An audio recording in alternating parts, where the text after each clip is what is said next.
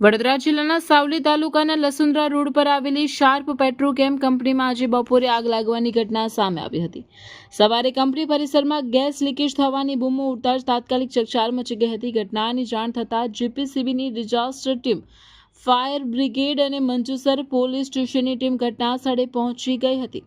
સુરક્ષા દ્રષ્ટિએ કંપનીનો કેટલોક ભાગ ખાલી કરાવવામાં આવ્યો હતો અને ગેસ લીકેજ પર કાબૂ મેળવવા તાત્કાલિક કામગીરી હાથ ધરાઈ હતી।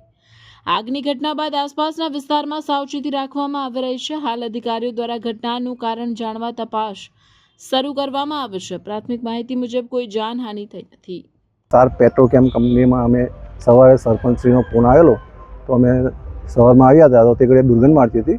ત્યાર પછી ઓફિસે ગયા તો ફરી પાછો ફોન આવ્યો કે આગ લાગી છે। તો અમે અત્યારે તપાસ કરી તો ત્યાં આગળ અત્યારે બધું કાબૂમાં આવી ગયું છે। ફાયર બ્રિગેડ અને જીપીસીબીના કર્મચારીઓ આવીને બધું રિપોર્ટ કરી ગયેલા છે।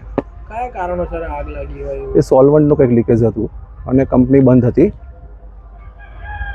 તેવું અમે સ્થળે તપાસ કરી છે। બંધ હતું તો આટલો બધો માલ જથ્થો ક્યાંથી આવે? એ તો હવે એના માલિકને પૂછવું પડે આપણે, એ તપાસનો વિષય છે। બરાબર। આપણું નામ?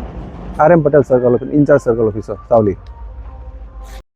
દર્શક મિત્રો, આવા જ લેટેસ્ટ અપડેટ અને સમાચાર જોવા માટે જોડાયેલા રહો ફેસબુક, ઇન્સ્ટાગ્રામ, યુટ્યુબ ચેનલ સાથે વિશ્વ ભારત ન્યૂઝ।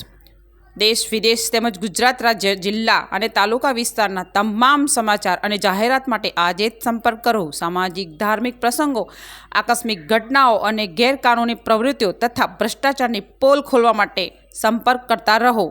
વિશ્વ ભારત ન્યૂઝ સંપર્ક કરવા વિનંતી 9978702276।